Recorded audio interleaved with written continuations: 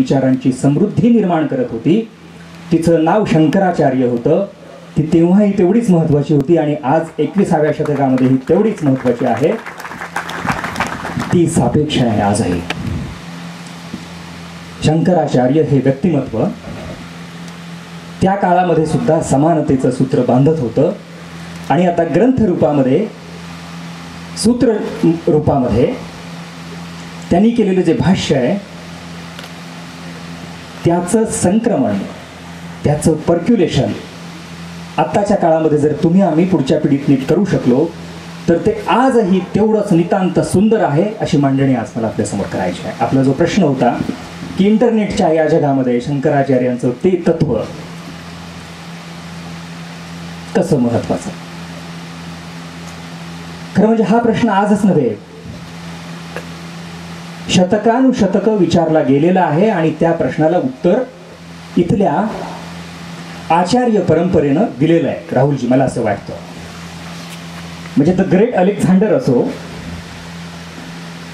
जग जिंकण्याच्या अभिनिवेशामध्ये आलेली ही अनेक मंडळी, नेपोलियन असो किंवा ही नावं घ्यायची झाली तर खूप घ्यावी लागतील, पण ही सगळी मंडळी इथं यायची, आक्रमण करते व्हायची आणि त्यांच्या असं लक्षात यायचं की आक्रमण तर आपण करतो आहोत, इथल्या गरिबांवर सत्ताग्रहणही करतो आहोत, पण तरीही इथली माणसं जिंकता येत नाहीत, त्यांच्यावर अधिराज्य गाजवता येत नाही. हा काय प्रकार आहे? हे मी कुठल्या एका नेपोलियन किंवा अलेक्झांडर अशा व्यक्तिनिर्देशानं बोलत नाही, पण इथल्या मातीचं गुणवैशिष्ट्य मला आपल्याला सांगायचं आहे आपल्या प्रश्नाच्या संदर्भामध्ये की आचार्यांचं महत्त्व काय. तर आक्रमण करते अशाच मंडळींनी जेव्हा हा प्रश्न पडल्यानंतर त्याचं उत्तर शोधण्याचा प्रयत्न केलेला आहे आणि त्यांचे त्या काळातले जे सर्वेक्षण करते होते, सर्वेयर्स, त्यांनी भारताच्या ग्रामीण भागामध्ये आदिम व्यवस्थेमध्ये जाऊन झाडाझुडपांमध्ये वावरणाऱ्या मंडळींमध्ये फिरून शोध घेण्याचा प्रयत्न केला हे काय आहे.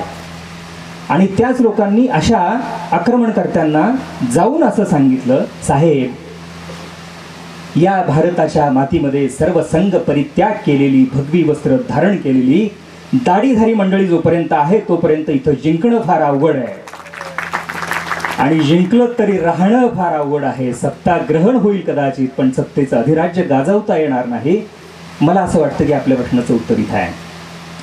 आपल्या आचार्य परंपरेनं त्यागाची जी परंपरा निर्माण केली, सर्वसामान्य माणसाला जगण्याचं भान देण्याचं जे महान कार्य केलेलं आहे ते महान कार्य ही आपली आजची सापेक्षता आहे आणि आचार्यांनी ती निर्माण केली होती.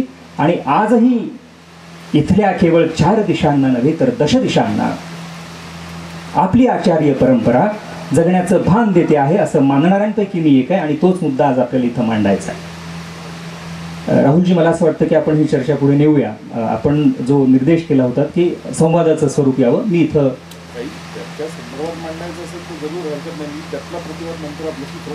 जरूर मलाही काही मुद्दे मांडायचेच आहेत की मग फक्त आपणच एकटे कसे, बाकीच्यांचं काय, किंवा आपणच श्रेष्ठ असा आपल्यावरती जो हे श्रेष्ठ आहेत असा दावा करतात असा जो आरोप केला जातो याच्यावरही मला भाष्य करायचं आहे. म्हणजे भारताच्या मातीमधली ही जास्त जनसंख्या असलेली मंडळी, हिंदू तत्व, आणि मग आक्रमणकर्ते आलेले आहेत, त्यांनी आपल्या परंपरा इथं रुजवण्याचा प्रयत्न केलेला आहे. आणि माझे चिंतन मला असं सांगतं की नंतर हा मुस्लिमांचा विषय असो किंवा तत्सम शाखांचा, त्या मंडळींनी इथल्या तत्वांचा अंगीकार केलेला दिसतो. म्हणजे औरंगजेबाचा भाऊ उपनिषदांचा अभ्यास करता होता हे कशाचं लक्षण आहे? मला असं वाटतं की हे एकात्म होणं.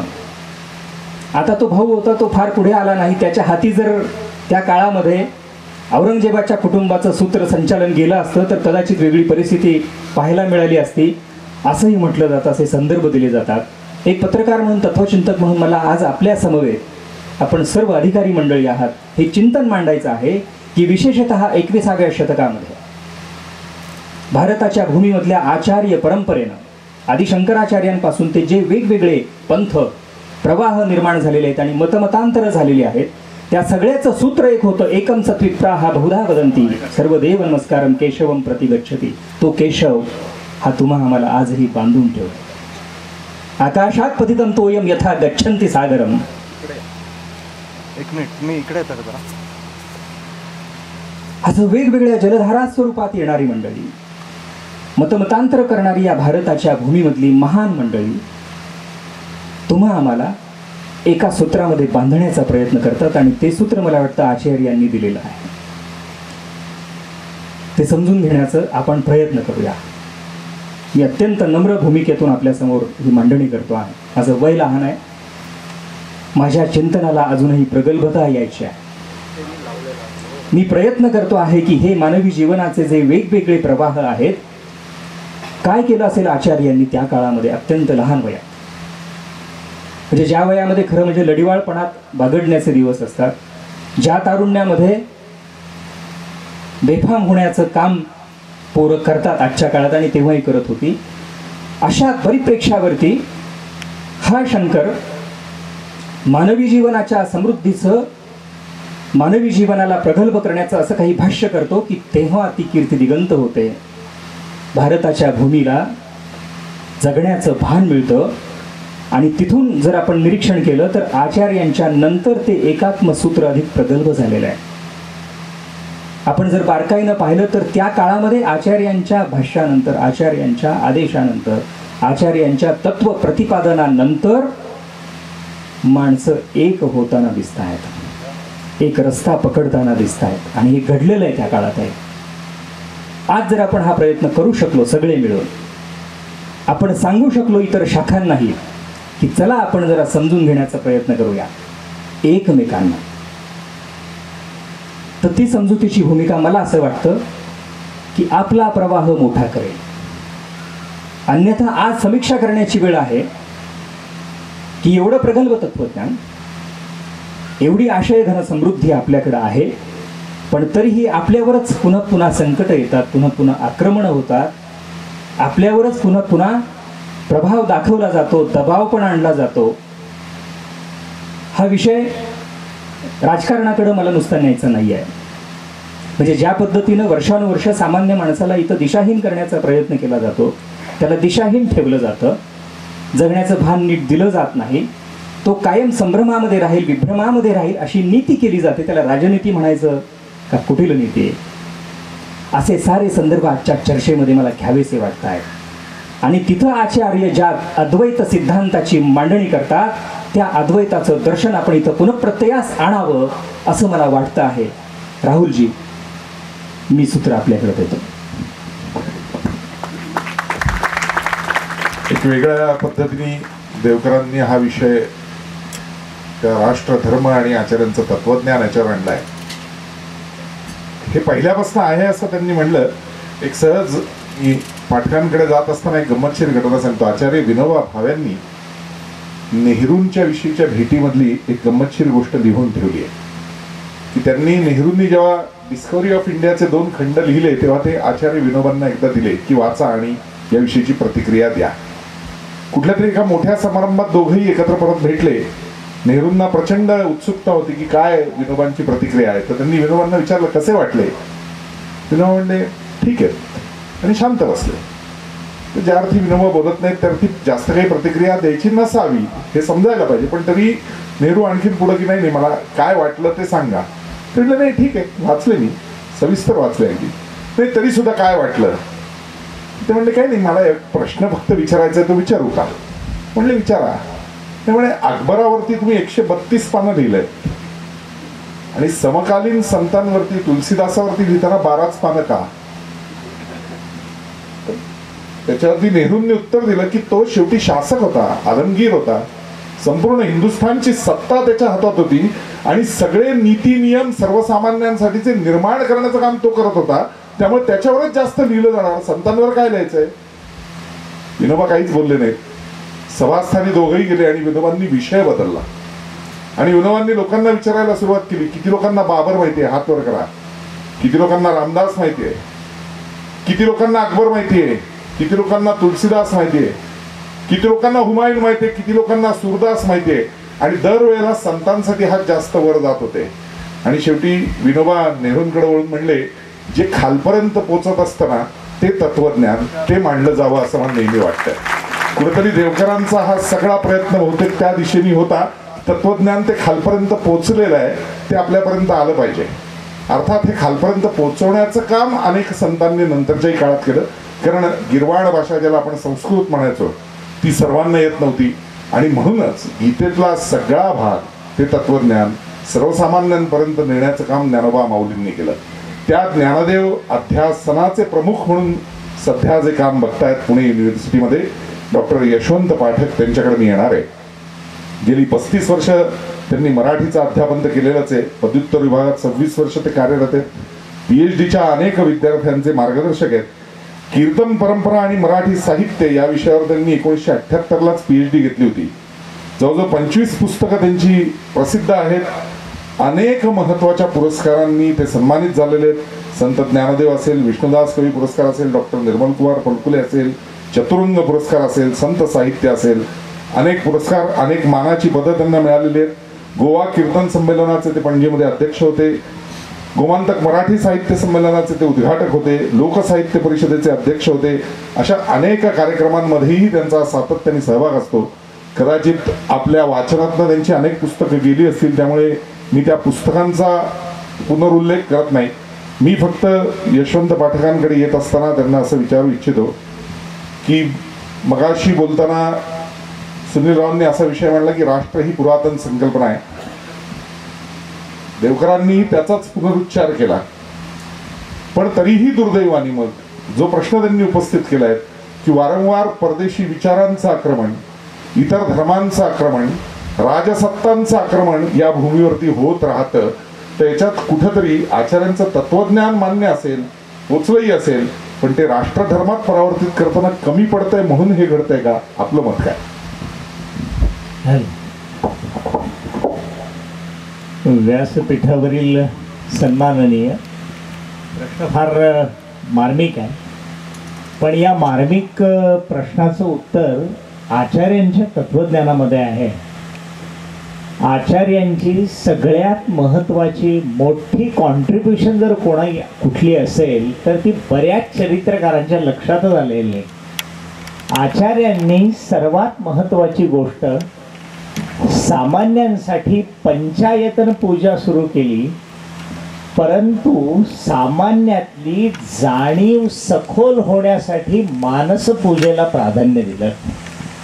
आणि मानसपूजेचं स्थान हे मानवाच्या मानवतेला वैश्विक रूप देणार आहे. मानव या शब्दातच मन आहे आणि मन ही सखोल जाणीवेची दरी आहे. दुर्दैव हे आहे की आपण आपल्या मी पासूनच पळतो जन्मतःच, आणि तो मी आपल्याला घट्ट धरण्यासाठी आपण नाती निर्माण करतो, पण नाती असतात. त्यामुळे आपल्याला आपल्या जगण्याचं जे सत्वस्थ भान यायला पाहिजे, त्या सत्वस्थ भानाला आचार्यांनी मानसपूजा असं म्हटलेलं आहे. आणि हे सत्वस्थ भान राष्ट्रधर्माच्या आचरणामध्ये सगळ्या माणसांनी जे आणायचं असतं ते आणण्यामध्ये माणसं कमी पडतायत. आचार्यांचं तत्वज्ञान कधी कमी पडलं नाही. मला तर असं वाटतं साधना पंचक हे म्हणजे सबंध राष्ट्राचं पंचशील आहे. हो, माणसानी फक्त 5 तत्वांनी जगलं पाहिजे. पंचज्ञानेंद्रिय पंचकर्मेंद्रिय सोडा, हो ते सगळं सोडा. पण 21व्या शतकात MBAला आम्ही मॅनेजमेंट तत्व शिकवताना इनोव्हेशन, मोटिवेशन, टॉलरन्स, अटरन्स हे सगळं शिकवतो. त्याला ज्ञानेश्वरीतल्या मी फक्त 11 ओव्या निवडून दिल्या आणि त्या मुलांना म्हटलं या ओव्या जो अभ्यासतो त्याला मी एकादशी समजतो. मला आपल्या जाणीवा प्राधान्याने आज तिथपर्यंत जात नाही, ही आपली जास्त कोतरोड आहे. आणि आधुनिक शिक्षणाने काय केलं, सगळ्यात महत्त्वाचा घाला घातलाय आपला. म्हणून 1857ची पहिली बॅच बाहेर पडल्यानंतर लॉर्ड मेकॉलेनी 1861 साली मुंबई विद्यापीठाच्या पहिल्या पदवीदान समारंभामध्ये जे वाक्य सांगितलंय ना, त्या वाक्याला हे सणसणीत उत्तर आहे. त्याच्या लक्षात आलंय की इथे अध्ययन पक्क आहे, शाळा खूप चांगल्या आहे, निसर्गामध्ये जाऊन शेतकरी आपलं स्वतःचं पंचांग तयार करू शकतो. परवा वेधशाळेला जे कळलं नाही ते परत जाणाऱ्या पक्ष्यांच्या स्थलांतरांना कळलं की आता गारपीट होणार आहे म्हणून. आणि ही गारपीट होण्याचं लक्षण पक्ष्यांना कळलं आणि आम्हाला मात्र कळत नाही. याचं सगळ्यात महत्त्वाचं लक्षण जर कोणतं असेल तर आमच्या मीपणावर नसलेला विश्वास. आणि हा मीपणावरचा विश्वास मिळवून देणं आणि मीला सात्विक खोलतेचं भान देणं, याला चिदानंद रूप शिवोहम शिवोहम म्हणतात. न मृत्युर्न शंका न मे जाती भेदहा, पिता नैव मे नैव माताचे जन्म. त्या पिता आणि मातेचा काही संबंध नाही आहे. मला माझ्या जगण्याची सत्वस्थता मला मिळवता येत नाही, हे माझं दुर्दैव आहे. आणि ती सत्वस्थता मिळवण्यासाठी आचार्यांनी स्तोत्र लिहिली. स्तोत्र ही नुसती स्तुतीपुरती नाही आहे. तुम्ही आचार्यांचं गंगाष्टक ऐका हो. जे काम सुंदरलाल बहुगुणांनी चिपको आंदोलनात केलं, अरे त्या बायकांना पहाटे उठून सांगितलं काकड आरती खाली ठेवा, प्रत्येकाने झाडाला बांधून मिठी मारा, हा माझा भगवंत आहे म्हणून काकड आरतीची भजनं म्हणायला सुरुवात करा. जेवढे म्हणून ते आंदोलन करणारे तोडायला आले होते ते निघून गेले हो. ही जी ताकद आहे ना ती त्या गंगा लहरीमध्ये आहे. मला तर नेहमी असं वाटतं, ज्यांचे उच्चार दुबळे आहे आणि ज्यांना दातांच्या फार फटी आहेत, ज्यांचे मुलं बोबडी बोलतात, त्यांनी फक्त नर्मदाष्टकम आणि यमुनाष्टकमची नुसती जीभ अशी हृदय याच्याने जरी वळवली तरी उत्कृष्ट त्याला म्हणता येईल. त्याच्या सगळ्या जिभेचे दोष जातात, त्याचं सगळं वातावरण उत्कृष्ट होतं. पर्यावरणाचं इतकं उत्कृष्ट भान हे आचार्यांनी नद्यांच्या स्तोत्रातून निर्माण केलं. आचार्यांच्या धन्याष्टकम मधून तर सबंध जीवनाची दैनंदिनी आहे. 2014 मी कसं वागायचं, मी कसं करायचं. श्रोते हो, एक गोष्ट लक्षात ठेवा, तत्वज्ञान जे जन्माला येतं ना ते तत्वज्ञान अनुभवातून येतं, आकाशातून पडत नाही. लॉर्ड मेकॉलेचं जे वाक्य आहे ना, we want Indian in blood but Christian in culture, मला ते हवं आहे. शिक्षणाने आम्ही ट्युशन संस्कृती जन्माला घातली, पण आचार्यांच्या तत्वज्ञानी इंट्युशन दिला मला. हा ट्युशन कल्चर आणि इंट्युशन कल्चर मधला जर आपण फरक लक्षात घेतला ना तर तुम्हाला माणुसकी काय, मानवता काय, मानवतेच्या कितीतरी हे पटीने हे तत्वज्ञान किती झेप घेणार आहे त्यावेळेला कळतं. परवा बघा, तुम्ही बातमी वाचली सगळ्यांनी, शेर्पा ते लोक 13 ते 14 खुंबू नदीमध्ये गेले, रक्ताचा सडा पडला आणि सगळ्या शेर्पांनी खाली ठरवून टाकलं की आता आम्ही कधी वर चढणार नाही. अनेक कॉर्पोरेट लोक आले, प्रवास आले, त्यांनी सगळ्यांनी तो हे घेतला. पण पुढचं वाक्य फार छान आहे, म्हणजे आचार्यांची मानसपूजा हिमालयामध्ये किती अंगांनी, किती पहाडात, किती समाजात पोचली होती त्याचा मला प्रत्यय आला.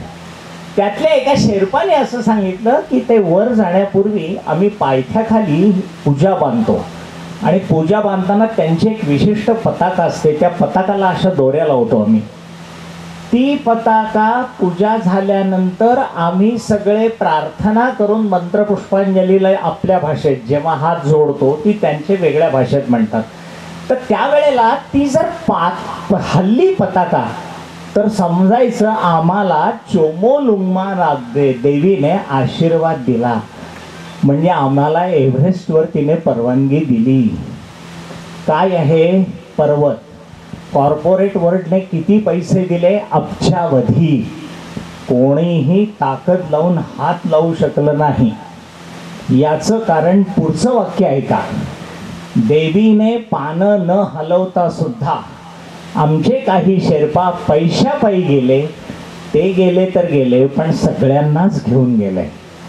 मला असं वाटतं आपल्या जाणीवेच्या ज्या वेळेला आपल्या विंडोज अतिशय स्पष्ट आणि स्वच्छ ओपन असतात, तिथे धर्म तुमचा सांगाती असतो आणि सोबत असतो. यक्ष प्रश्नामध्ये धर्मराजा सर्वात शेवटी पांडवांचे देह पडल्यानंतर अगदी वर गेला तेव्हा त्याला काळाने प्रश्न विचारला, तुला आता कसं वाटतं? त्यावेळेला धर्माने उत्तर दिलंय, आता मला कुठेतरी माझा मी सापडल्यागत वाटतो. आपल्याला आपला मी शोधण्याचं काम आचार्यांच्या तत्वज्ञानाच्या मीत्वाच्या जाणीवेतून केलं. इकडे गुरोरंघ्री पद्मे मनश्चेन्न लग्नम ततक किम हे आठवा, आणि एका बाजूला माऊलींची ही ओवी आठवा, जाणते नि गुरु भजिजे तेणे कृतकार्य होईजे, जैसे मूळ शाखा पंचव सिंचिले पल्लव जैसे. एक अप्रतिम गोष्ट आहे, अप्रतिम आहे. फक्त 1 मिनिटाच्या आत पहाटेचा सूर्योदय झाला आणि समुद्राच्या किनाऱ्यावर चिमणी उडत उडत आली. तिकडून असा धाड धाड धाड धाड गरुड आला. चिमणी उडाली, पुन्हा पुढे गेली. थोडी चोच तिने वाळूत घातली, वाळूतली चोच ओली केली, थोडीशी वाळू उडवली. हळूच किलकिल्या डोळ्यांनी चिमण्याकडे पाहिलं. ती पुन्हा उडाली, पुन्हा थांबली, पुन्हा उडाली. गरुडाला राग आला. गरुड म्हणाला, मी सगळ्या पक्ष्यांचा सम्राट आणि माझ्याकडे काही बघत नाही. म्हणून गरुड एकदम खेकसला आणि तिला म्हणाला, काय ग, तुला लक्षात नाही आलं तुझ्या शेजारी कोण उभा आहे? लक्षात आलं का? मी पक्ष्यांचा राजा. अरे मला वाटलंच, तू म्हणाला ना मी उभा आहे, हा मीपणा सोड की मी तुझ्याकडे आपोआप येईन. मला माझ्या गरुडातला मीपणा घालवण्यासाठी चिमणीला तिच्या काठाला थोड्या वेळाने गरुड उडत आला आणि चिमणीने आपल्या छोट्याशा याच्यामध्ये एक बारीकसा थेंब घेतला, आपले डोळे वगैरे धुतले आणि त्याशी उडत उडत आली. गरुड एवढंच तिला म्हणाला, तुला अशा छोट्या छोट्या उड्या मारण्यात का ग आनंद वाटतो? चिमणी म्हणाली, आपल्या मनाने तृप्त घेतली की उडी छोटी आणि मोठी नसते. अरे उडीमधला अहंकार आपला असतो. तुम्हाला काय करायचं असतं ना श्रोते हो, एका वातीत असतं. राबिया नावाची एक प्रसिद्ध सुफी संत होती. तिला प्रचंड सासुरवास होता, पण सगळं झालं की जवळजवळ मोठी भांडी काढून सासूबाई यायची आणि रात्री 10-11च्या पुढे ती तिच्या ध्यानाला बसायची. काय झालं, एकदा एक सुफी संत मध्यरात्री तिकडून काहीतरी माळाची आणि म्हणत आला. तिला त्या राबियाचा आवाज आला आणि ती इतक्या शांत मनाने ध्यानात गेली होती की ध्यानाचं चांदणं पसरलं होतं. त्याला असं वाटलं आज कोजागिरीच्या परिसरात कसं आलो. ती पटकन थोडीशी पुढे गेली आणि त्याला असं वाटलं आपण पडदा हलवावा की नको, हलवावा की नको. पण का कोणास ठाऊक त्याने माळ खाली काढून ठेवली.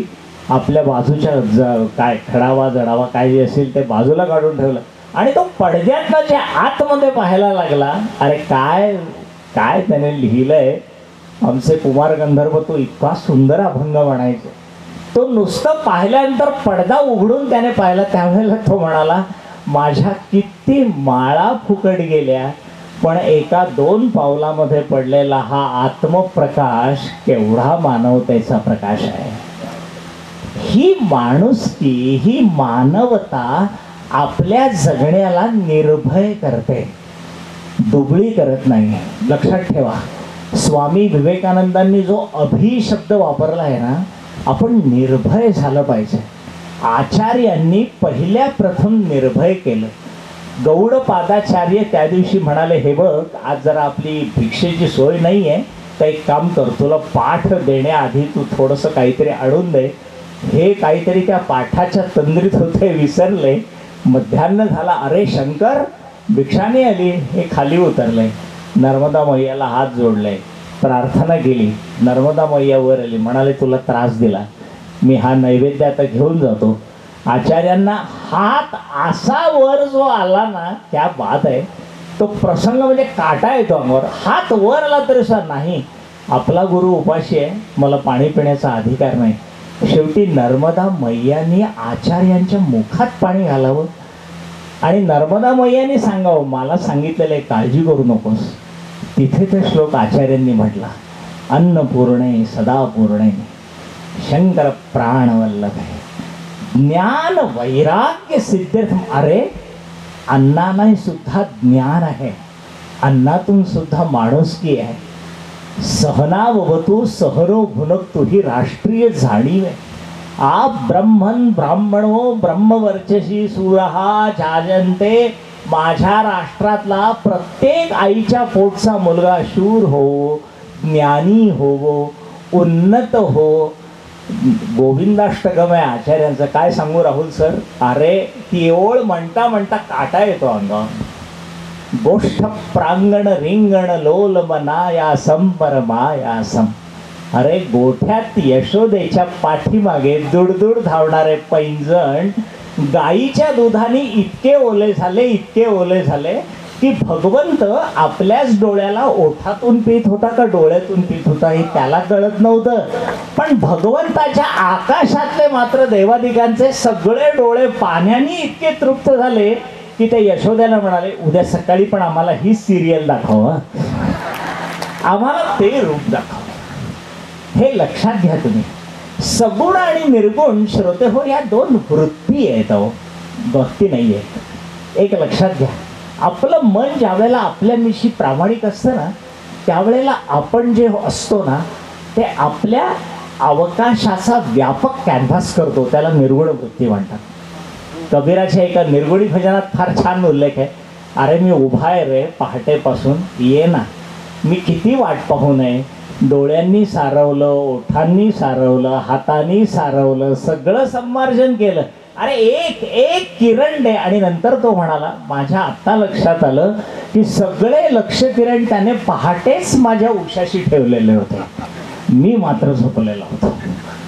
हे जे काही मानस तत्वज्ञान आहे आणि ही जी जडणघडण आहे ना, ही माणसाला फार ताकद देत असते. ज्या राष्ट्राचा आपण अगत्याने उल्लेख करतो, त्या अमेरिकेत परवा वादळ झालं, त्याच्या दुसऱ्या दिवशी ओबामांचं भाषण आहे, त्याच्यातलं फक्त शेवटचं वाक्य सांगतो की सगळ्या आमच्याकडे अपडेट ऑब्झर्वेटरी आहेत. अंदाजाबद्दल मी बोलत नाही, पण वादळाची ताकद पाहिल्यानंतर शेवटी यंत्र फिकीच पडतात. कारण वादळ हे निसर्गाचं अपत्य आहे. ज्याला आपलं दळ नीट झेलता येतं तोच वादळ झेलू शकतो. आपल्या जगण्याचे सहस्त्र स्रोत आपल्या वृत्तीतून निर्माण केले पाहिजे. मला विवेकानंदांनी वापरलेला वेदांत शब्द तर फारच सुंदर आहे. एका पत्रकाराने त्यांना जेव्हा विचारलं की तुमच्या म्हणे भारत एकमेव देश आहे की सगळे धर्म आमच्याकडे नांदतात, त्याबद्दल मी तुम्हाला एकच शब्द देतो की आम्ही खरे वेदांती आहोत. विद म्हणजे जाणणे आणि जाणणे म्हणजे ओळखणे. ओळखणे वेगळे आणि जाणणे वेगळे. ओळखण्याला जेव्हा भावनेची डूब मिळते तेव्हा जाण जन्माला येते आणि जाणेला जेव्हा अवकाशाची खुली मिळते ना तेव्हा जाणतेपण येतं. तुम्ही मला पाहिलं आणि ह्यांनी 1 मिनिटात परिचय करून दिला म्हणजे मी काही ओळखलं बिळखलं जात नाही, पण माझ्या जाणतेपणातून तुम्हाला एखादं वाक्य जरी तुमच्या हृदयात गेलं आणि ते तुमच्या काळजात वात होऊन पेटलं तरी सुद्धा शंकराचार्यांचं स्मरण अगत्याचं आहे. मला शंकराचार्यांची ही मानसधारा फार आवडते, स्तोत्रधारा खूप आवडते. भजगोविंदम तर मला असं वाटतं शंकराचार्यांनी दिलेला राष्ट्रीय आराखडा आहे. आम्ही ह्याच्यात काय करायचं वागण्यामध्ये. प्रत्येकजण म्हणतात रिटायर झालो आता टाईम पास. अरे टाईम कशाला पास, टाईम तुम्हाला लहानपणापासून नापास करत आलाय. तुम्ही कसला टाईमपास करता आणि कुठला टाईम आहे तुमच्याकडे तो खलास करून राहिला आहे तुम्हाला ते काही कळत नाही. पण आचार्यांनी छोट्या छोट्या छोट्या वृत्तीतून आणि छोट्या लयीतून ते जे काही असं निर्माण केलं ना, त्या निर्माण क्षमतेची जी धारणा आहे ना तो त्या राष्ट्राचा धर्म असतो. तो धर्माला तुम्ही कुठलंही नाव द्या, पण राष्ट्रधर्म हा प्राधान्याने राष्ट्रीय वृत्तीतून. आणि आचार्यांची फक्त सर शेवटची एकच व्याख्या सांगतो, अर्थ म्हणजे काय त्याला त्यांनी 2 शब्द वापरले, समम विभाजनम. अगदी योग्य प्रमाणात विभाजन करणं, ते सुद्धा आपण त्या पद्धतीने करावं लागतं. आचार्यांवर ज्यांनी कादंबरी लिहिली फार मोठे आहेत ते, तर्कतीर्थ लक्ष्मण शास्त्री जोशी. लक्ष्मण शास्त्री जोशींनी आचार्यांवर कादंबरी लिहिताना मी त्यांना 2दा भेटलो होतो. त्यातली काही पानं ते वाचून दाखवायची. त्यावेळी मी शास्त्री बुवांना एकच म्हणालो, शास्त्री बुवा, सगळं जडवादी तत्त्वज्ञान तुम्ही उत्तम पचवलं आहे, तुम्ही सगळं पाश्चात्य तत्त्वज्ञान पचवलं आहे, पण सर्वात शेवटी पाठीवर शाबासकी देऊन मिठीवरून मला ते एकच म्हणाले, यशवंत सगळं आहे ते ठीक आहे, पण खरं सांगू का, कृष्णा नदीच्या तीरावर दर्भाच्या आसनावर ज्या वेळेला नारायण शास्त्री मराठे मला शिकवायचे त्यावेळेला माझ्या शिकण्याचं तीर्थ व्हायचं. आता माझ्या शिकण्याचं तीर्थ सांडलं जातंय, त्याचं वाईट वाटतं. ते जाऊ नये तेवढ्यासाठी शंकर मी अभ्यासला आणि ते मी सगळं केलं. तुम्ही श्रोते हो लक्षात ठेवा, 32 तो फक्त 32 वय, आपली 32 पडली तर सुद्धा कळत नाही हो.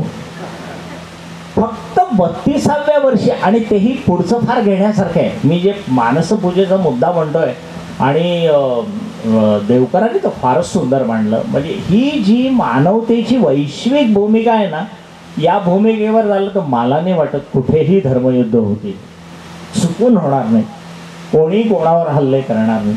ही भूमिका फार महत्त्वाची आहे. सगळे पुढे निघायला लागले. त्यांनी काय सांगितलं माहिती आहे, आता तुम्ही 4ही पीठाच्या शंकराचार्यांनी जा. सुरेश्वराचार्य जरा धीट होत आहे, तर्कतीर्थांनी छान वर्णन केलं आहे ते, कारण माहीत. ते म्हणाले, तुम्ही गेल्यानंतर तुम्हाला खांदा कोण देणार. हां, आचार्यांनी असं पाहिलं. ते म्हणाले, मी खांदेकरी तयार केलेत, तुम्ही खांद्याची काळजी करू नका. का म्हणाले, आता इथून जो सोहमचा प्रवास सुरू झालाय, या सोहमची परिणती तुरीयावस्थेच्या पलीकडे असणाऱ्या आत्मरती भावाच्या ज्ञानदर्शिनी अवस्थेतली आहे. तो शब्द त्यांनी इतका सुंदर वापरला आहे, मला तो शब्द इतका आवडतो. आनंद मीमांसा ज्या वेळेला आम्ही शिकवतो एमएच, मी तो शब्द अजून वापरतो, मला फार आवडतो. आत्मभाविनी विश्रब्ध मनाची मनोहारिणी शांतता आहे, आणि त्या शांततेला माझा श्वास सुद्धा त्रास देतोय. तुम्ही माझ्या पाठीमागे कोणीही येऊ नका.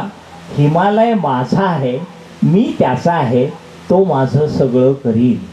मला वाटतं श्रोते हो, इतकी जाणती तत्वज्ञाची जिज्ञासा भारतीय निसर्गाशी एकरूप राखून आपल्या सगळ्या जीवनाला सबंध आयुष्य अंतःकरणपूर्वक मानवतेला देणं, याला शंकराचार्य होणं म्हणतात. म्हणून शंकरम शंकराचार्यम हे जे नेहमी म्हटलं जातं. आणि विनोबांची आठवण झाली म्हणून एक छान सांगितलंय विनोबांनी, आचार्यांची करुणा सूर्यासारखी प्रखर आहे आणि ज्ञानदेवांची करुणा कोजागिरीच्या चांदण्यासारखी आहे. आचार्यांच्या प्रखर करुणेमध्ये आपण विराट वटवृक्षाच्या सावलीत बसलो असं वाटतं, पण माऊलीच्या करुणेत मात्र आपण माऊलीच्या कुशीत झोपलो असं वाटतं. आचार्यांच्या कुशीत झोपायला जरा थोडं थोडं थोडं डिस्कायला होतं. स्वामीजी माझ्याजवळ येतात, पण मी का घाबरतो त्यांच्या दाढीला मला कळत नाही. मला नेहमी असं वाटतं की आजोबा आहेत की काय. मी त्यांना भीतभीतच आमंत्रण द्यायला गेलो आणि आमच्या चंद्रकांत जोशींना सांगितलं की तुम्ही दा. आता हे जे वाटणं आहे ना, हे वाटणं आपल्या आंतरिक वाटण्यातून येत असतं. ते जे आहे ना ते तसं वाटत असतं. आणि विनोबा सर्वात शेवटी असं म्हणतात की माऊली कुठल्याही सावलीला अगदी परमकारुणिक असते, पण आचार्य मात्र कुठल्याही सावलीला ज्ञानाची करुणेची खोली दिल्याशिवाय राहत नाही. हे जे वरदान आहे, मला असं वाटतं आपल्या जगण्याचा हा भावार्थ आहे. स्वामीजींनी इथे पुतळा केला, आज इथे यज्ञ पण झाला. या सगळ्याचा हेतू काय आहे श्रोते हो? इथे आम्ही आलो, इकडून आलो, सोलापूरकर आले, हे आले, स्वामीजी आले.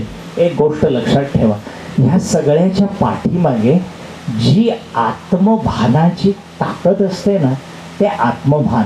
आपल्या गुरुजींनी शेवटी अवभृताच्या पूर्णाहुतीच्या मंत्र म्हटले. गुरुजी आहे तिथे. त्या मंत्राचा सर्वात शेवटचा अर्थ म्हटल्यानंतर मला जेव्हा कळला त्यावेळेला मला अक्षरशः रोमांच उभ्या राहिला. सुनीलला मी पाठीवर थाप मारून म्हटली, बघ कसा गंध येतो म्हटलं शब्दाला, वातावरणाला, कशा व्हायब्रेशन्स येतात. आणि खरं सांगू, अधिष्ठान तिथे असतं. हे अधिष्ठान कोणामुळे आहे श्रोते हो? तुमच्यातल्या सात्विक डोळ्यांनी त्या यज्ञाला तुळशीपत्र वाहिलं त्याच्यात आहे. मला माझं जगणं अर्थपूर्ण करायचं आहे, मला माझं जगणं माझं व्हायचं आहे. आणि माझ्यातून मी जेव्हा आम्ही होतो तेव्हा आचार्यांना नमस्कार करून आम्ही असं म्हणू शकतो की आचार्य तुम्ही आहात म्हणून आम्ही आहोत. मीपणाच्या तत्वज्ञानातून आचार्य आपल्याला राष्ट्रधर्माकडे कशा पद्धतीने नेतात याच्यावरती पाठकांनी आत्ता सुंदर भाष्य केलं. त्यातला जो मला वाटणारा एक प्रश्न आहे तो मात्र मी नंतर परत त्यांच्याकडे येईल. बोलता बोलता त्यांनी सांगितलं की आचार्यांच्या कुशीत थोडं भीत झोपता येतं, पण माऊलींच्या कुशीत अत्यंत प्रेमळपणे. त्या माऊलीच्या कुशीतच अनेक वर्ष जे सातत्याने पहुडलेले आहेत त्या वामनरावांकडे मी आता येतो. कारण वामनराव हे सातत्याने ज्ञानेश्वरी या विषयावर बोलत असतात. आणि आजच्या काळात असा माणूस असू शकतो याच्यावरती ज्यांना वामनराव माहिती नाहीत त्यांच्या लक्षात येणार नाही. डोंबिवलीहून ते आलेत, पण आत्ताही जर तुम्ही इथनं डोंबिवलीला गेलात तर त्यांचं घर उघडं असेल. ते त्यांच्या घराला कधी आजच्या काळात कुलूप घालत नाही. म्हणजे इतका सर्वसंग परित्याग वगैरे आपण शब्द सगळे ऐकत असतो, पण चोरण्यासारखं आहे काय माझ्याकडं? आणि जर चोरायचंच असेल तर ते ज्ञान जे मला माऊलींनी दिलंय ते मी देतोच आहे की ते चोरायला कशाला पाहिजे. असे दोन्ही विचार एकत्र घेणारे वामनराव आहेत. वामनरावांना मला प्रश्न वेगळाच विचारायचा आहे. राष्ट्रधर्माशी निगडीत असलेली एक गोष्ट मुद्दाम ज्ञानेश्वरीत 16व्या अध्यायामध्ये माऊलींनी एक फार सुंदर गोष्ट लिहिली. त्यांनी असुर संपत्तीविषयी थोडंसं वर्णन केलं आणि त्याच्यात त्यांनी 6 शब्द वापरले जे आजच्यासाठी खरं तर परवलीच आहेत. म्हणजे आपण राष्ट्रधर्म हा विचार करताना त्यांनी असं म्हणलंय, आपण केलेला धर्म कीर्ती करता जगात जाहीर करणे हा दंभ. खरं तर आजचा काळ हा जाहिरात युग म्हणून मानला जातो. म्हणजे हे नाही केलं तर माझा व्यवसाय कसा चालायचा असा माझ्या मनातला प्रश्न. पुढचा भाग, थोड्याशा विद्येने आणि संपत्तीने मस्त होणे आणि दुसऱ्याला वाकडे नावणे याला दर्प. हा जो शब्द आधीच कळला तर कौन बनेगा करोडपती कसं होणार. मी आपले प्रश्न मांडतोय. परमविश्वसनीय वेद आणि सर्वसमर्थ असा ईश्वर यांचं महत्व न मानणे आणि आपलेच सर्वत्व मिरवणे याला अभिमान असं म्हटलंय. हा असुर भाग आहे त्यांनी म्हणलेला. आता अभिमानी असलंच पाहिजे असं आपण म्हणतो भाषेपासून राष्ट्रापर्यंत, आणि राष्ट्राभिमानी होणं हे चूक आहे असं माऊली म्हणतात. म्हणजे नक्की काय? दुसऱ्याच्या समृद्धीचा आणि ज्ञानाचा उत्कर्ष सहन न होऊन रागवणे याला क्रोध म्हणलंय. पण स्पर्धाच नसेल, ईर्ष्याच नसेल तर प्रगती होणार कशी असं दुसरा वाद म्हणतो युवा. त्याचं काय करायचं? प्रत्येक क्रिया दुसऱ्याचा घात होईल अशा कठोरपणानं करणे याला पारुष्य म्हणतात. पण दुसऱ्या कुणावरती आक्रमण केल्याशिवाय जर माझी सत्ताच स्थापन होणार नसेल तर उपयोग काय? माझं पारुष्य दिसलंच पाहिजे ना, पौरुषत्व. आणि कर्तव्य शुद्धाशुद्ध नित्य न कळणे याला अज्ञान म्हणलेलं आहे. आता एकीकडे ह्या सगळ्या 6 असुर गोष्टींविषयी माऊली बोलत राहतात, दुसरीकडे आचार्यांचं तत्वज्ञान मानवतावादाकडे घेऊन जात आहे असं आपण म्हणतो, तिसरीकडे या सगळ्या शक्यता आजच्या काळात आवश्यक आहेत असं जगताना ऐहिक जग मला सांगत राहतं. आणि मग राष्ट्रधर्म याविषयी मी सातत्याने साशंक होत जातो की हे खरं का खोटं. या विषयावरती वामनराव आपण काय म्हणाल?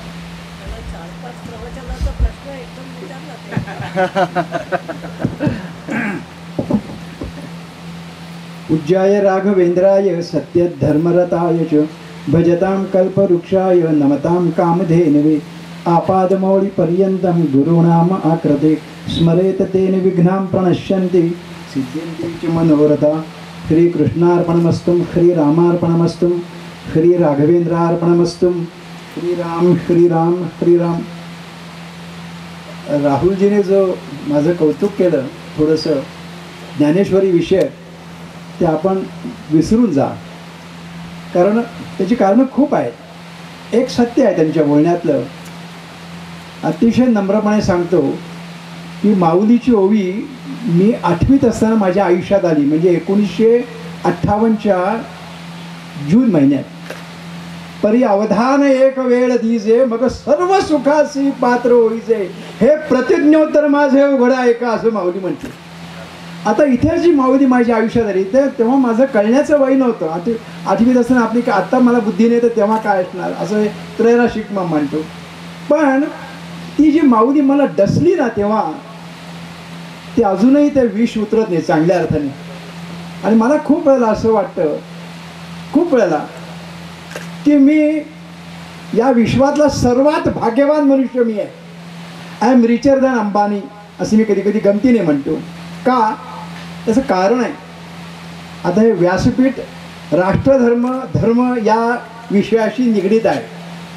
मी अतिशय अभिमानाने सांगतो की मी हिंदू आहे, याचा मला अतिशय आनंद होतो.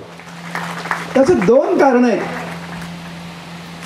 काही वर्षांपूर्वी जेव्हा जनसंघ नावाचा पक्ष होता तेव्हा ते काय म्हणायचे की गर्व से कहो हम हिंदू आहे. ते मला वाक्य खूप आवडायचं, कारण मी RSSच्या मुशीतनं आलो पहिल्यांदी. मी लहानपणी मी RSSमध्ये जात होतो, त्या तत्वज्ञान तो भाग सोडून द्या. पण गर्व से कहो हम हिंदू आहे हे कळण्यासाठी मला असं वाटलं की मी बाकीच्या धर्मांचा अभ्यास केला पाहिजे. म्हणून मी ख्रिश्चन धर्माचा अभ्यास केला, मुसलमान धर्माचा केला, जैन धर्माचा केला. जो मला जेवढं शक्य आहे तेवढं मी धर्मांचा अभ्यास केला. सर्व धर्म आपापल्या परीने श्रेष्ठ आहेत, याच्याबद्दल वाद नाही. पण सर्व धर्मांपरित्याज्य मामेकम शरणम ब्रज म्हणणारा आमचा भगवंत आणि तो हिंदू धर्म यांची मी गाठ बांधली. माझ्या लक्षात आलं, असं म्हणतात की आकाशात नक्षत्र खूप आहेत, तारे खूप आहेत, सूर्य हा त्याच्यापुढे एखाद्या चांदणीसारखा आहे असं म्हणतात. माझं काय अभ्यास नव्हे, पण काही ना म्हणता मी म्हणू शकतो की सूर्य हा सर्वोत्तम तारा आहे, सर्वात मोठा आहे, सर्वात तेजस्वी आहे, संपूर्ण विश्वाला प्रकाश देतो. तसा माझा हिंदू धर्म आहे, सूर्यासारखा आहे तो. असा धर्म या विश्वात कुठेही नाही आहे. आणि हे तत्वज्ञान मला माऊलीने अगोदर सांगितलं आणि मी आज जाहीरपणे आपल्याला सांगू इच्छितो, मी माऊलीमय आहे. ज्ञानदेवा मी माझं तर असं वाटतं की मला जाग आलेल्या क्षणापासून रात्री झोपी जाईपर्यंत मी माऊलीच्या कुशीतच झोपतो, कारण ती माझी आईच आहे. पण मी सुप्तावेशात असताना सुद्धा, झोपेत असताना सुद्धा, स्वप्नात सुद्धा मला माऊलीचं दर्शन होतं. ते कृष्ण तत्वज्ञान, तो हिंदू धर्म. पण हे सगळं मला जे काही प्रेम वाटत होतं धर्माविषयक, थोडा बहुत अभ्यास केला माऊलीचा. पण मी आज जाहीरपणे सांगू इच्छितो की ही माऊली आणि माझे सद्गुरू राघवेंद्र स्वामी यांनी ठरवलं की ह्या मुलावर वयाच्या 70व्या वर्षी कृपा करावी. त्यासाठी मला 70 पावसाळे घालवायला लागले. आणि आमच्या स्वामीजींच्या अंतःकरणात आमचे राघवेंद्र स्वामी शिरले आणि म्हणाले, अरे ह्या वेड्याला जोपर्यंत शंकराचार्य कळत नाहीत तोपर्यंत माऊली त्याला जी कळली आहे ती पूर्ण कळलेली नाही. आणि तू आचार्यांच्या तत्वज्ञानात, त्या चांदण्यात जोपर्यंत तू भिजत नाहीस तोपर्यंत तुला हिंदुत्व पण कळणार नाही, तुला माऊली कळणार नाही, वेदांत कळणार नाही. तर तू आचार्यांचा अभ्यास कर. आणि गेल्या वर्षी मला माझ्या सत्कृपेने, माझ्यावर सद्गुरूंची कृपा आहे, स्वामीजींनी पहिली संधी दिली आचार्यांच्या चरित्रावर बोलण्याची. आणि त्याच्यानंतर 1 वर्षांनी मला प्रमोशन दिलं आचार्य स्वामीजीने आणि सांगितले, आता तू तत्वज्ञानाचा अभ्यास कर. 1.5 महिन्यापूर्वी स्वामीजींनी प्रेमाने, माताजीने आणि स्वामीजींनी मला दोघांनी फोन करून सांगितलं. आणि मी तुम्हाला अंतःकरणपूर्वक सांगतो की गेले 1.5 ते 2 महिने मला जेवढी जागृतावस्था असते तेवढे सगळे क्षण मी आचार्यांच्या तत्वज्ञानाच्या व्यतिरिक्त कसलाही विचार केला नाही माझ्या आयुष्यात. जे काही मला पाहिजे आहे, जे काही मला अनुभवायचं आहे, हे वेदांत तत्वज्ञान काय आहे, जगन मिथ्या म्हणजे काय आहे, ब्रह्मसत्य म्हणजे काय, ही कोटेशन्स आम्ही लहानपणापासून ऐकतोय.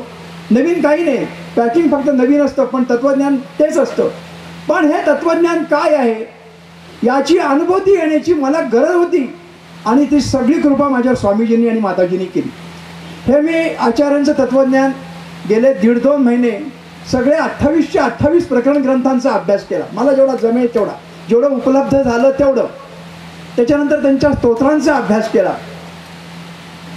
ही जे ब्रह्मसूत्रांचा माझ्या हातून अभ्यास झाला नाही, तो करायचा आहे मला.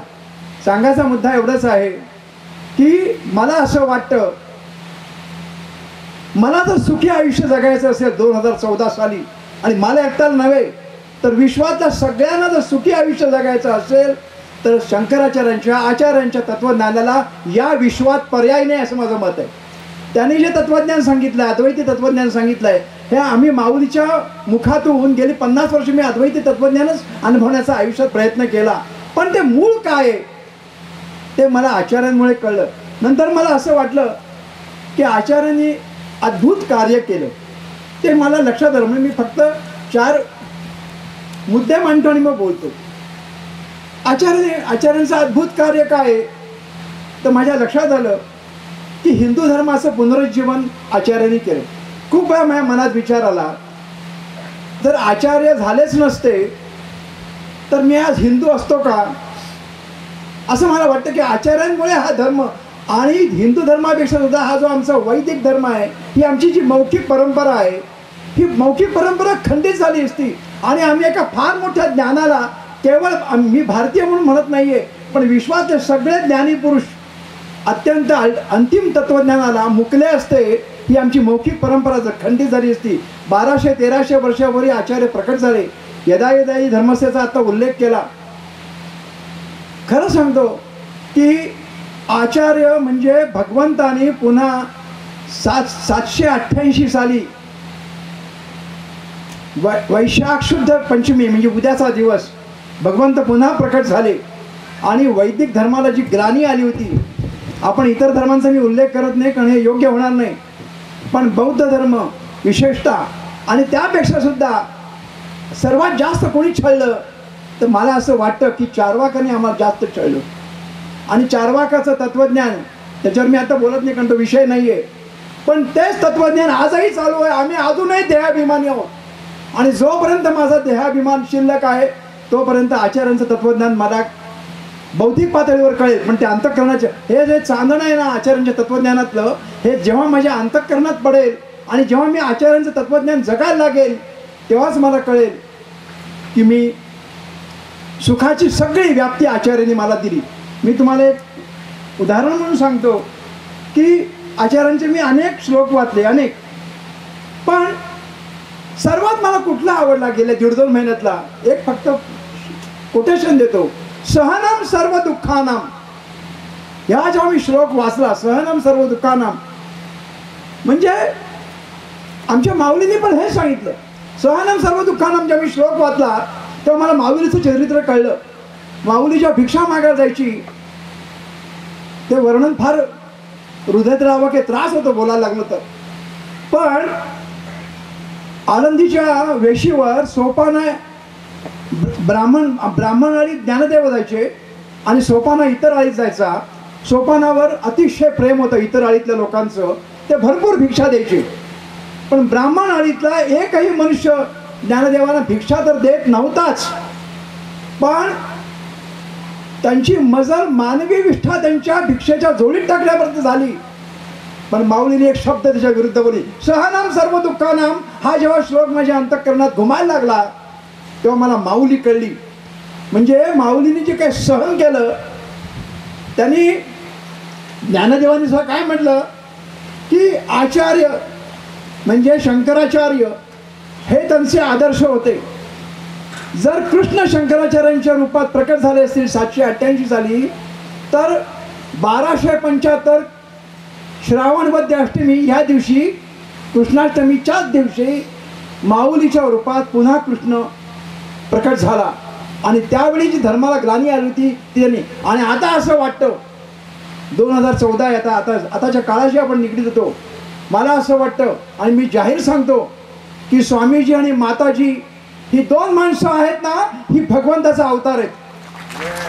हे मी तुम्हाला मनपूर्वक अंतःकरणपूर्वक सांगतो, अनुभवाने सांगतो. माझा अनुभव दीड वर्षाचा आहे. जेव्हा पहिल्यांदा आचार्य मला डोंबिवलीत मी त्यांच्या दर्शनाला गेलो तर मी फक्त शंकराचार्य आणि रामदास स्वामी हे माझ्या अंतःकरणातले होते. ते कसं दिसत असतील असं मला वाटायचं. पण मी जेव्हा स्वामींचं दर्शन घेतलं स्वामींचं तेव्हा मला वाटलं रामदास स्वामीच असेच असतील आणि आमचे आचार्य. पण आता तिचं वय लक्षात घेता मी रामदास स्वामी म्हटलं, कारण रामदास स्वामींना 72 वर्ष आयुष्य मिळालं. त्यामुळे रामदास स्वामी कसे असतील तर हे आमच्या स्वामींसारखे असतील असं वाटलं. आणि आमच्या माताजींना बघतो तेव्हा मला वेणाकाचं पण दर्शन होतं आणि जास्त करून मुक्ताईचं दर्शन होतं. मगाचं जे भाषण ऐकलं तेव्हा मला असं वाटलं की ही आमची मुक्ताई कोण असेल तर हीच मुक्ताई आहे. म्हणजे मुक्ताई हा शब्द तुम्हाला कळणं कठीण आहे. हा संत वाङ्मयाचा विषय निघाला म्हणून सांगतो की नामदेवाच्या गाथेमध्ये मुक्ताईचा आणि निवृत्तीनाथाचा एक संवाद आहे. तर त्या नामदेवाला भेटायला 4 भावंड जेव्हा पंढरपुराला गेली सगळ्यांनी नमस्कार लोटांगण घातले नामदेवाला, भक्तीतला तो श्रेष्ठ आहे म्हणून. पण मुक्ताईने आजच्या भाषेत केलं बोलायचं तर शी रिफ्यूज. ती म्हणली मी नमस्कार घालणार नाही, हा अहंकाराने वाढलेला एरंड आहे अशी भाषा तिने वापरली आहे. आणि ती काय म्हणाली की ती म्हणाली तो म्हणतोय निवृत्तीनाथ म्हणजे गुरु आणि भाऊ तो सांगतोय तिला मुक्त्या तू लहान आहेस नमस्कार कर. ती शिष्य आहे पण ती म्हणाली मी नाही नमस्कार करणार. याला गुरुतत्व कळलेलं नाही आणि सद्गुरूंचा सहवास मिळालेला नाहीये आणि म्हणून हा एरंडासारखा वाढलाय. म्हणजे नुसतं ज्ञान बौद्धिक पातळीवर तुमच्यापाशी कितीही ज्ञान असलं तरी जोपर्यंत तुम्हाला गुरूंचं सहवास मिळत नाही. माताजींना गुरूंचा सहवास, माताजींचं मी थोडंसं चरित्र वाचलं आणि मी दिग्मूढ झालो. हे जे गुरुतत्वाचा शोध आहे तो माताजींना जन्मक्षणापासून मिळाला आणि तसं त्यांनी पूर्ण मी असं वाटतं की जसे रामकृष्ण परमहंस आणि विवेकानंद ही जोडी आहे त्याच्यानंतरची ही जोडी असं मला कधी कधी वाटतं की मी रामकृष्णांना पाहिलं नाही, मी विवेकानंदांना पाहिलं नाही, पण मी गर्वाने सांगू शकतो की मी स्वामीजींना पाहिलं आणि मी माताजींना पाहिलं. आणि तुम्ही सगळे सांगू शकाल. मगाशी विनोबा भावेंचा एक उल्लेख आला. संत पुरुष कसे असतात. विनोबाने गीता तर पचवली पण ज्ञानेश्वरी सुद्धा पचवली होती विनोबानी. 14 भाषा अस्खलित बोलणारे विनोबा होते, 14 भाषेत भाष्य करणारे विनोबा होते. 4-5 वर्षाचे विनोबा होते. सारखे आईच्या मागे असायचे पदर धरून. तर रोज रात्री आई विरजण घालताना विनोबाने विचारलं का ग आई विरजण घालताना रामाचं नाव कशाला घेतेस सारखं. तर ती म्हणली अरे बाळा तुझं प्रश्न बरोबर आहे. मी रामाचं नाव एवढ्यासाठी घेते की विरजण लावण्याची क्रिया मी करते पण विरजण लागण्याची क्रिया श्रीराम करतो. हे आमचं तत्वज्ञान आहे. हे आमच्या विनोबांना वयाच्या 5व्या वर्षी कळलं. सांगायचा मुद्दा असा की माऊलीमुळे माझं आयुष्य पालटलं, 100% पालटलं. मगाशी त्यांनी सांगितलं की घराला कुलूप लावत नाहीत. चोरण्यासारखं काही नाहीच तसं आहे. उलटपक्षी चोरण्यासारखं माझ्या घरात भरपूर आहे. माझ्याकडे गेल्या 700 वर्षाची कविता आहे. माझ्याकडे अखंड शंकराचार्यांचं वाङ्मय आता आलं. अख्खे ज्ञानदेव आहेत, अख्खा तुकोबा आहे, अख्खे रामदास स्वामी आहेत. सगळं वाङ्मय माझ्या घरात आहे. अरे लुटा म्हणून सांगतोय दरवाजा उघडून. पण कोणालाही इच्छा नाही आहे लुटण्याची, कारण आता सगळ्यांना धन पाहिजे. असो ज्याची त्याची वृत्ती आहे. मला असं वाटतं माझा स्वतःचा जर विचार केला तर मला असं वाटतं की माझ्यावर शंकराचार्यांच्या तत्त्वज्ञानाचा एक विलक्षण प्रभाव पडला आहे. नुसत्या चर्चेत भाग घेऊन छान बोलण्यापेक्षा मला असं वाटतं की गेल्या वर्षी मी डोंबिवली सांगितलं ते अधिक विस्ताराने तुम्हाला सांगतो की यापुढचा प्रत्येक क्षण मी आचार्यांच्या तत्त्वज्ञानासाठी वेचणार आहे. आणि मला सुखी न व्हायचं आहे. मला माऊलीच्या भाषेत सांगतो सगळ्यांनी सुखी व्हावं अशी माझी इच्छा आहे. सहनाव भुनकतो सगळे सुखी होऊन देत. सांगायचं एवढं सांगायचं आहे. थोडक्यात सांगायचं म्हणजे ज्ञानदेव आचार्य आणि ज्ञानदेव. मी रिझर्व्ह बँकेत नोकरी केली म्हणून सांगतो की नाण्याला 2 बाजू असल्या, एका बाजूला चित्र आणि एका बाजूला आकडा असतो, पण नाण्याची व्हॅल्युएशन तीच असते. तसं हे आमचं अद्वैत तत्त्वज्ञानाचं जे खणखणीत नाणं आहे, एका बाजूला आचार्य आहेत आणि दुसऱ्या बाजूला माऊली आहे. हे 2 आमच्या हातात हे नाणं आहे. आणि हे नाणं आज आचार्यांमुळे माझ्या आयुष्यात काय झालं तुम्हाला एक उपमा देऊन सांगतो की कॅरम बोर्डवर तुम्हाला माहिती आहे की 9 काळ्या आणि 9 पांढऱ्या सोंगट्या असतात आणि मध्ये क्वीन असते. मी आत्तापर्यंत जो काही अभ्यास केला, जे काही वाचलं संत वाङ्मय, माझं भाग्य आहे की मी सर्व संतांना वाङ्मयीन प्रदक्षिणा पूर्ण घातली आहे. सगळ्या संतांचा जेवढा जमेल तेवढा मी अभ्यास केलाय. पण ती सगळ्या संगत्या मी लावल्या, पण मध्ये क्वीन ठेवली नव्हती. आचार्य माझ्या आयुष्यात क्वीन सारखी आली आणि माझा बोर्ड त्यांनी पूर्ण करून टाकला. म्हणून मी स्वामीजींना सतत लोटांगण घालतो आणि असं वाटतं की नाही, आचार्य माझ्या आयुष्यात आल्यामुळे आज माझं आयुष्य समृद्ध झालं. आणि माझं जे आयुष्य समृद्ध झालंय ते मी सर्वांचं समृद्ध करण्यासाठी कुणीही कुठेही बोलवलं आचार्यांच्या. आज सकाळी देखील आम्ही 2 तास आमच्या घरात वेळ होता, तर मी आचार्यांच्या चरित्रावर बोललो. मला एकाने प्रश्न विचारला, ज्यांनी मला आणलं त्यांचे आडनावच मी विसरतो, पण ते चरित्र, आणि मी इतक्या भरभरून सांगायला लागलो. मला एवढा आनंद झाला, अरे आणखीन 4 लोकांना बोलवा ना, मी आचार्यांविषयीच बोलतोय, उद्याची जयंती आहे मी आजच साजरी करतोय असं मी त्यांना गमतीने म्हटलं. तर मला एवढं सांगायचं आहे या निमित्तानं की ज्ञानदेवाने जी आसुरी संपत्तीविषयी विचारलं, मला असं वाटतं की आसुरी संपत्ती जरी त्यांनी भाष्य केलं, कारण ते गीतेवरचं श्लोकावरचं भाष्य आहे, पण आसुरी संपत्ती आणि आसूर हा शब्द माऊलीला ठाऊकच नव्हता, त्यांच्या डिक्शनरीत तो शब्द नाही आहे. आसूर हा शब्दच माऊलीला माहीत नाही असं मला वाटतं. जे जे काही आहे, जे जे काही उत्तम आहे, जे जे काही उदात्त आहे, हेच माऊलीचं संपूर्ण आयुष्य आहे. म्हणजे एका वाक्यात सांगायचं तर आमची माऊली कशी आहे, तर उन्हाचं चांदणं करणारी आमची माऊली आहे. कडक उन्हाचं चांदणं करण्याची ताकद असली जी माऊली आहे, तिला मी तिच्या सहवासात वाढतोय. आणि आता मला असं वाटतं की एक हात माऊलीने धरला आणि एक हात आचार्याने धरला. माझा संपूर्ण प्रवास आता यापुढचा जे काही मला आयुष्य मिळतील, जे काही परमेश्वर मला देईल, ते मी माझं आयुष्याचं सोनं करीन, पण माझ्या एकट्याचं करणार नाही. किंबहुना इतरांचं सोनं झालं जर मला पाहायला मिळालं तर तेच माझं सोनं असेल. पुढे विचार. सर्वेपी सुखिनः सन्तु असा विषय घेऊन, माऊलींचा विषय घेऊन वामनराव बोलले. जो विषय बोलता ते बोलले, आपण ज्या विषयावर आहोत राष्ट्रधर्म, खरं तर ही सगळी संकल्पना आपल्याच मूळ विचारांमध्ये जास्त आहे. म्हणजे जर वेदांचा आणि सगळा विचार केला